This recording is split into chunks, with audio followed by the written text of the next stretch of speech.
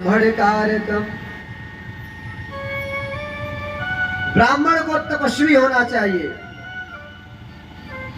अब आप प्रश्न करेंगे तपस्वी का मतलब क्या होता है, तप किसे कहते हैं? तो काया क्लेशो ही तप। स्वधर्म पालन करने में जो कष्ट होता है उसे ही कहते हैं तपस्या।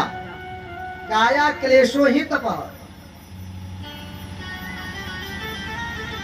माघ का महीना हो, खूब कड़ाके की ठंडी हो, अब ब्रह्म मुहूर्त में कोई ब्राह्मण जग कर और ठंडे पानी से स्नान करे, संध्या करे, वंदन करे, पूजा करे, कितना उसको कष्ट होगा। उसी कष्ट का सहन करना ही तो तपस्या है, उसी को कहते हैं तपस्या। तो तपः, ब्राह्मण को तपस्वी होना चाहिए। श्रुतंच, यानी वेदादि शास्त्रों का संपूर्ण उसे ज्ञान होना चाहिए।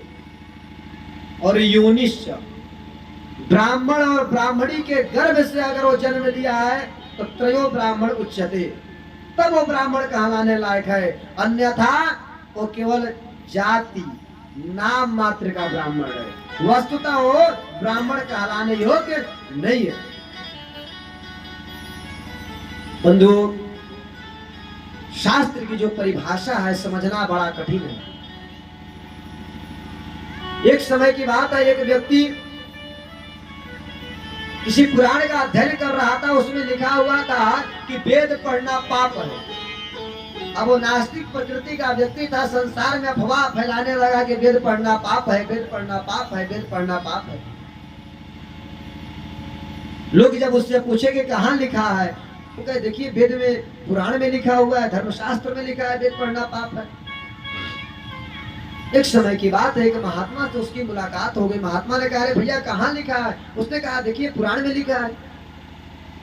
महात्मा गए, जब पुराण को देखे वस्तुतः उसमें लिखा था वेद पढ़ना पाप है। तो महात्मा ने उस पृष्ठ को पीछे किया तो नीचे लिखा था कि अशुद्ध अवस्था में वेद पढ़ना पाप है। बंधुओं, यही गति हमारी है। हम अपनी स्वार्थ की बात शास्त्रों में से ले लेते हैं, जो आपके हितकर है उसको तो लेते नहीं है, और जो मति में समझ में आ गया, जो बुद्धि में समझ में आ गई, उसको तो हम ग्रहण कर लेते हैं, और जो समझ में नहीं आया उसको क्या कहते हैं? ये सब बेकार है। अगर दिन में उल्लू को दिखाई नहीं दे तो क्या सूर्य का सत्ता कम हो जाएगा? सूर्य की सत्ता कम नहीं होगा।